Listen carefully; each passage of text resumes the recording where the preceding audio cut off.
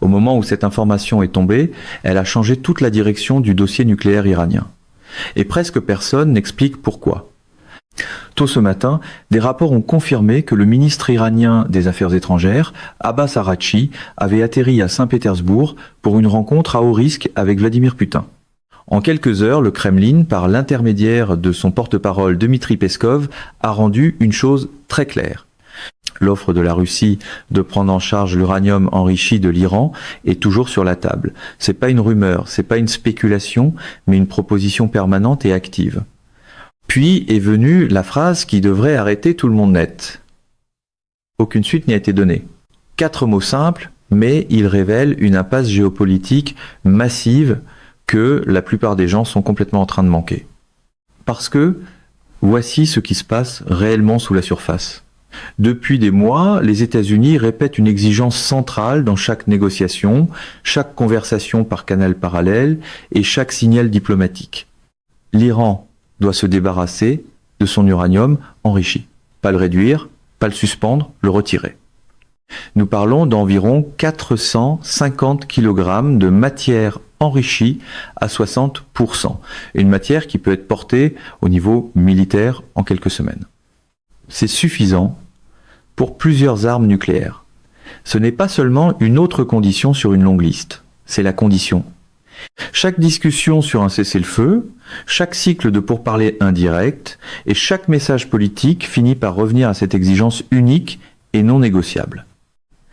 Et maintenant, sortie de nulle part, la Russie arrive avec une solution qui, sur papier, règle tout.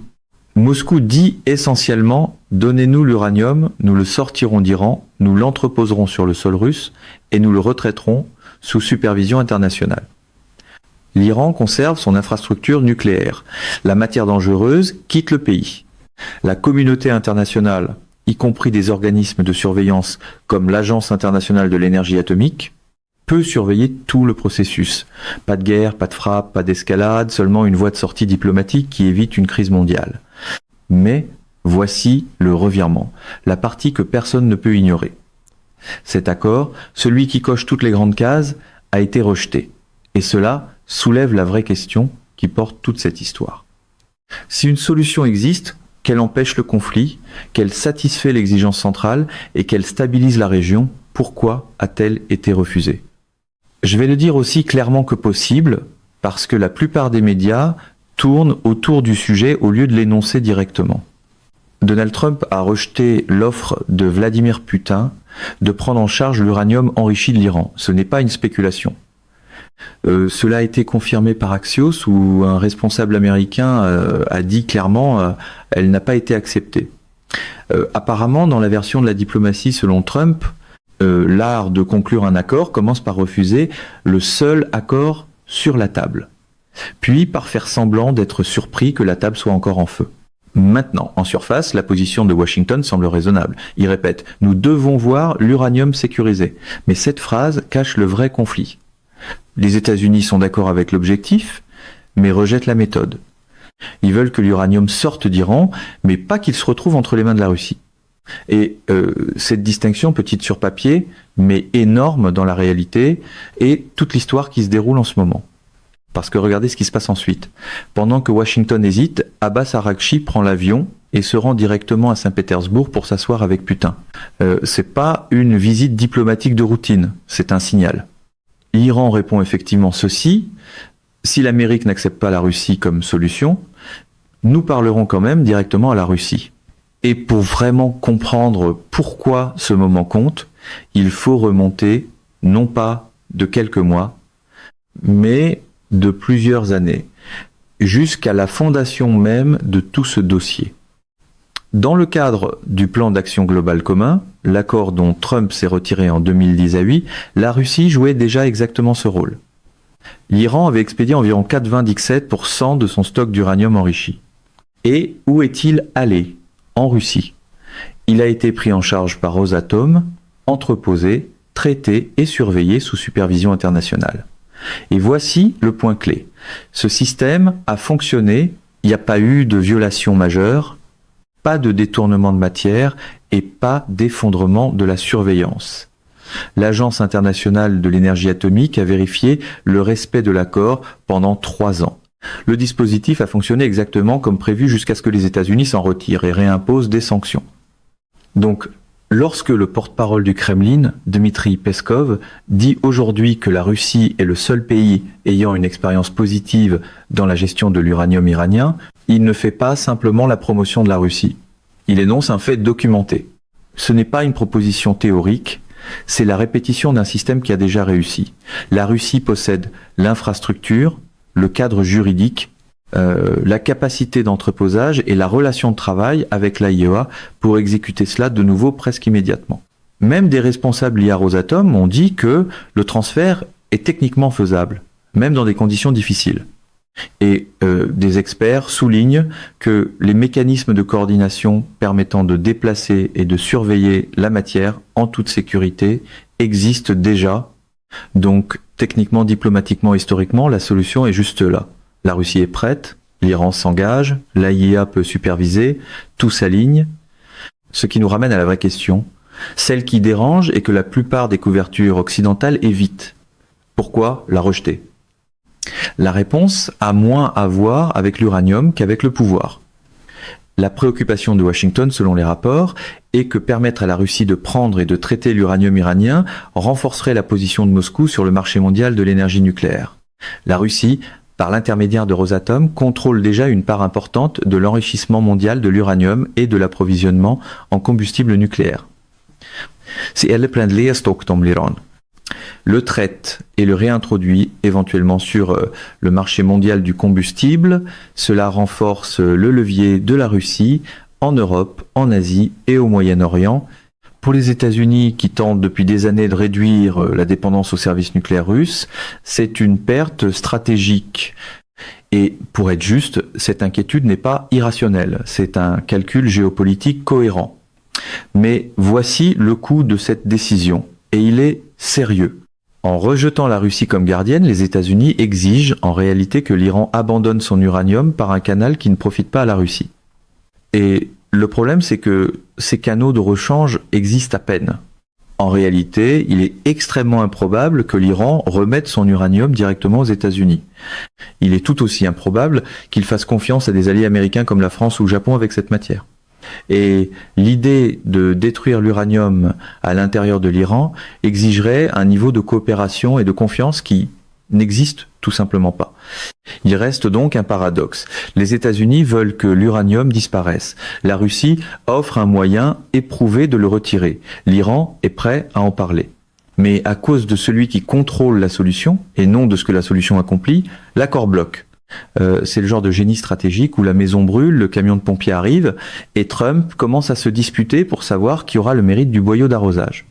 Et c'est exactement pourquoi la rencontre d'aujourd'hui à Saint-Pétersbourg compte beaucoup plus qu'elle en a l'air en surface.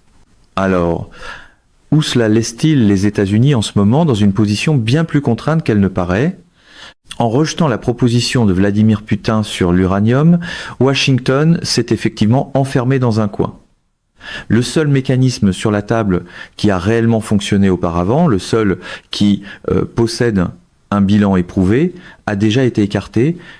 Et pendant que les responsables américains cherchent une alternative qui n'existe pas actuellement, un fait critique demeure inchangé. L'uranium enrichi de l'Iran reste en Iran. Cela signifie que la campagne de pression continue. L'instabilité sur les marchés mondiaux de l'énergie persiste. Les prix du pétrole demeurent élevés et le conflit plus large se prolonge sans voie de sortie claire. Maintenant, regardez le déplacement d'Abbas Araghchi aujourd'hui dans ce contexte. Son vol vers Saint-Pétersbourg n'est pas seulement de la diplomatie, c'est de la stratégie. L'Iran comprend exactement la position dans laquelle les États-Unis se sont placés. Téhéran sait que Washington a rejeté le mécanisme russe. Il sait qu'il n'existe aucun substitut prêt. Et surtout, il sait que sans résoudre la question de l'uranium, les États-Unis ne peuvent pas mettre fin à cette crise selon leurs propres conditions. Donc, au lieu d'attendre, l'Iran s'appuie sur le seul canal qui existe encore, la Russie. Puis, Araghchi ajoute une autre couche lorsqu'il s'adresse aux médias d'État iraniens. Il décrit cette visite comme une bonne occasion de consultation avec Moscou. et souligne que ces discussions sont particulièrement importantes à ce stade. Cette formule fait beaucoup de travail. À ce stade, signale l'urgence, le moment et le levier. Elle indique que c'est pas une coordination de routine. C'est un moment où l'équilibre de l'influence est en train de changer. Les pourparlers sont bloqués, Washington hésite et la question de l'uranium reste non résolue. Dans ce vide, le rôle de la Russie ne rétrécit pas, il s'élargit. Pourquoi ? Parce que, comme Dmitri Peskov l'a confirmé, l'offre est toujours là, le mécanisme existe. Et en se présentant physiquement en Russie, l'Iran envoie un message sans le dire ouvertement, la solution est disponible, elle est opérationnelle et elle attend. Mais les États-Unis ont choisi de ne pas l'utiliser. En même temps, l'Iran s'assure que si Washington finit par changer de position, ou si la pression augmente de la part des marchés mondiaux et des alliés dépendants de la stabilité, dans des points d'étranglement comme le détroit d'Ormuz, l'infrastructure d'un accord est déjà en place et prête à avancer. Maintenant, ajoutez la Chine à cette équation parce que ce que Pékin ne dit pas aujourd'hui est tout aussi important que ce que Moscou dit. Avant même qu'Arakchi monte dans l'avion, il a parlé avec Wang Yi. Cet appel a eu lieu avant des consultations avec plusieurs acteurs régionaux, ce qui indique quelque chose sur les priorités et l'alignement. La Chine avait une visibilité précoce sur la réflexion de l'Iran avant d'autres acteurs, et possiblement avant que certains développements clés deviennent publics.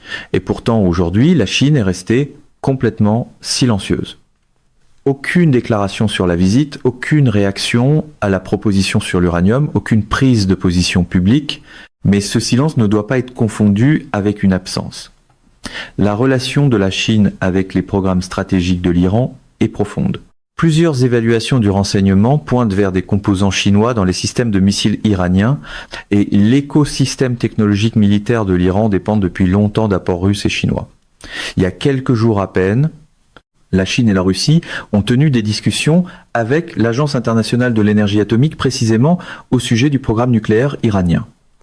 Cette rencontre a eu lieu le 24 avril, seulement 3 jours avant l'arrivée d'Arakchi à Saint-Pétersbourg. Cette séquence n'est pas aléatoire, elle suggère une coordination, une planification et un alignement avant l'action. Donc ce que l'on voit, c'est un processus à plusieurs niveaux. La rencontre avec l'AIEA agit comme une phase de coordination. La rencontre d'aujourd'hui en Russie ressemble davantage à une phase d'exécution. Et la Chine observe depuis une position de force silencieuse, comme le pays qui a déjà sécurisé des liens énergétiques à long terme avec l'Iran et qui possède le levier économique nécessaire pour façonner les résultats sans faire de bruit. Ce qui nous ramène aux problèmes structurels auxquels les États-Unis sont confrontés. C'est pas seulement un désaccord diplomatique, c'est un dilemme stratégique. Washington a besoin que l'uranium iranien soit retiré.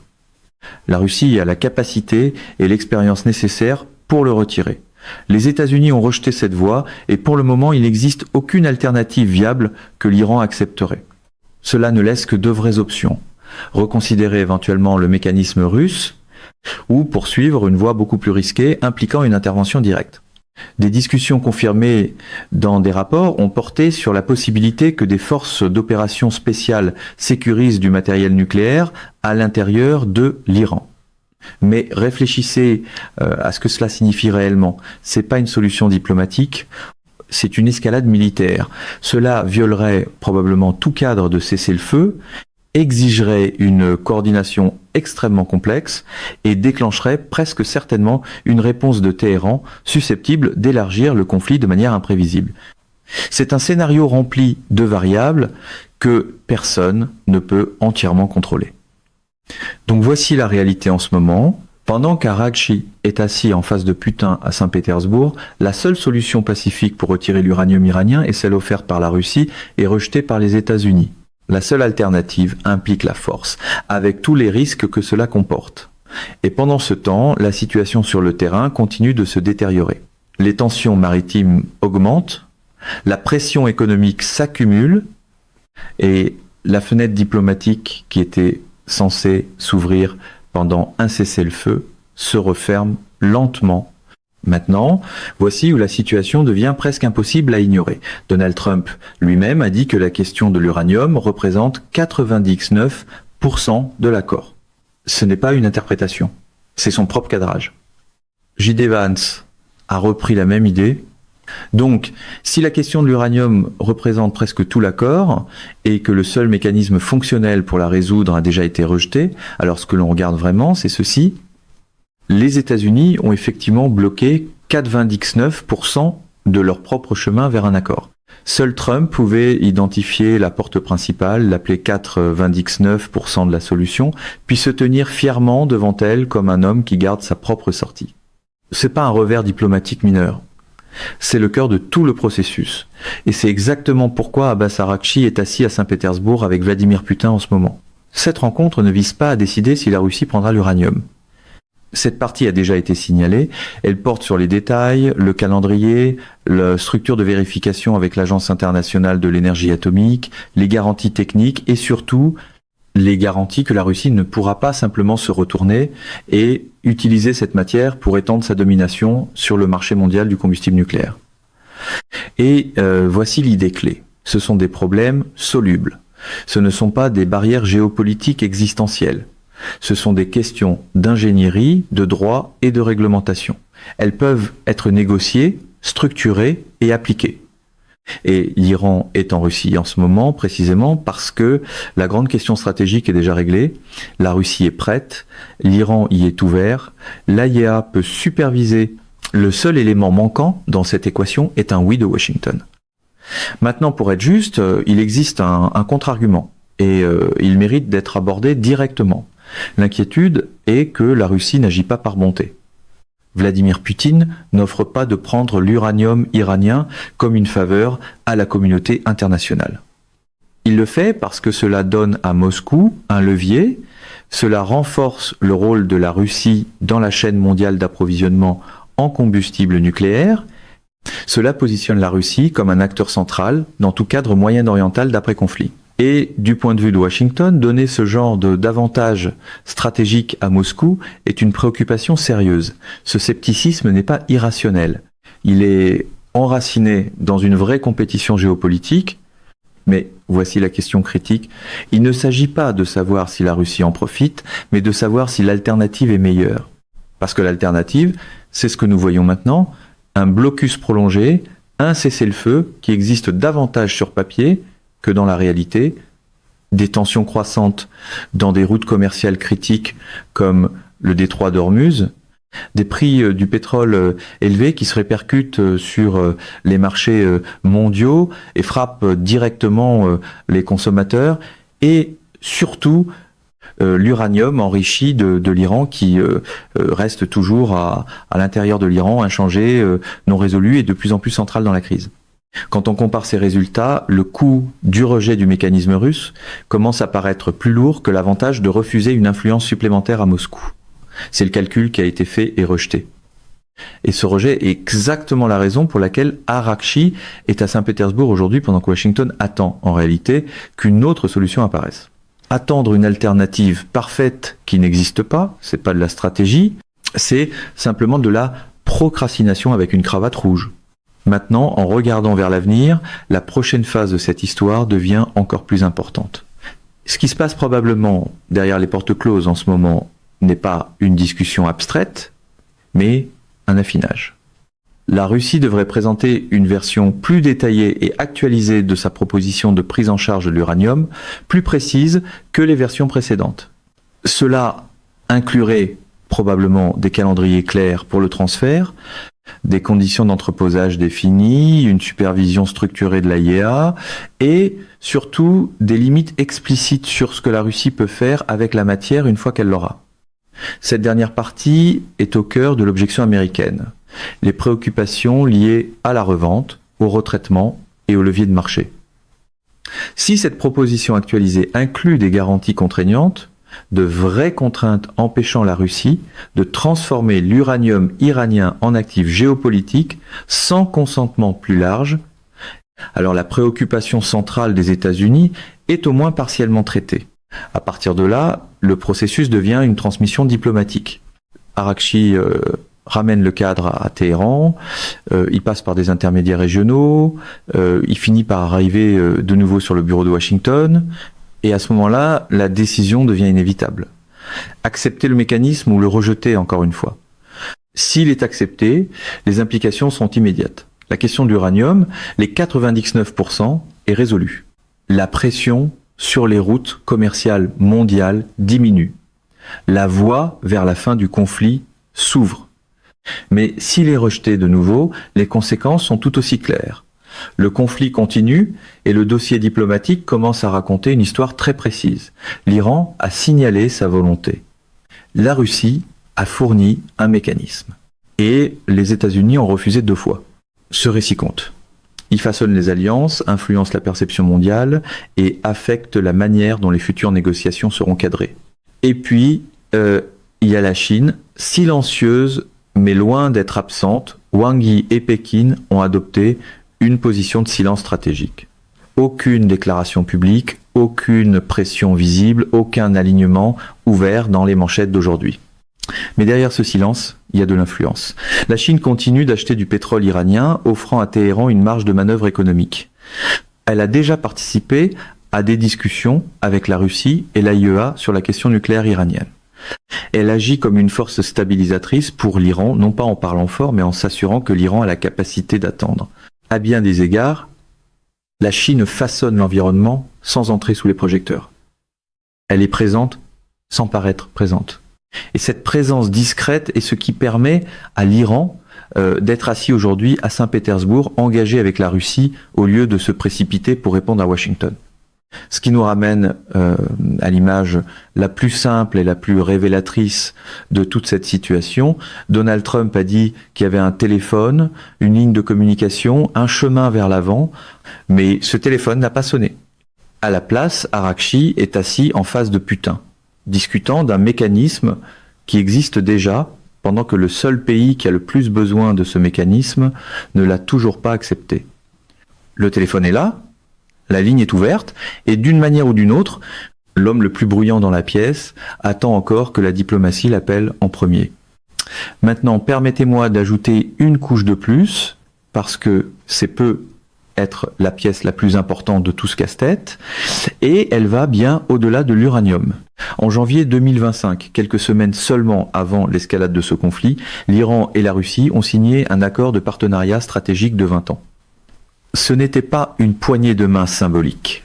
C'était l'un des cadres bilatéraux les plus complets que l'un ou l'autre pays ait conclu dans l'histoire moderne. Il couvre la coopération économique, la coordination militaire et un alignement politique profond. Il s'arrête délibérément avant de devenir un pacte formel de défense mutuelle. Mais ne vous y trompez pas, le niveau d'intégration qu'il établit est important. Donc lorsque Abbas Arakchi atterrit à Saint-Pétersbourg aujourd'hui pour rencontrer Vladimir Poutine, il n'entre pas dans une salle comme un négociateur cherchant l'aide d'un acteur extérieur. Il arrive comme le représentant d'un partenaire lié par traité, coordonnant une stratégie avec une puissance alignée, et cette distinction change complètement la manière dont il faut interpréter cette rencontre. Ce n'est pas la Russie qui entre dans le conflit de quelqu'un d'autre comme médiateur neutre. C'est la Russie qui est informée, consultée et potentiellement alignée par un pays avec lequel elle a des engagements stratégiques à long terme. Cela signifie que la conversation qui se déroule derrière les portes closes ne porte pas seulement sur la question de savoir si la Russie peut aider à résoudre cela. Elle porte sur la manière dont les deux parties se positionnent dans ce conflit pour maximiser leurs résultats. Parce que les intérêts de la Russie ici ne sont pas abstraits. Ils sont concrets, mesurables et, à bien des égards, profitables. Au plus fort des tensions récentes, lorsque les perturbations autour du détroit d'Ormuz ont poussé les prix mondiaux du pétrole à la hausse, les revenus énergétiques de la Russie ont bondi. Des rapports indiquent que Moscou gagnait des centaines de millions d'euros par jour pendant cette période. C'est pas accessoire. C'est un avantage structurel. Chaque jour où l'approvisionnement mondial est limité, chaque jour où les prix restent élevés, la Russie en profite. Donc, plus cette instabilité s'éternise, plus Moscou a à gagner financièrement. Chaque journée supplémentaire d'incertitude, chaque flambée des prix de l'énergie renforce la position de la Russie. Maintenant, considérez cela à la lumière de ce que Dmitri Peskov a dit.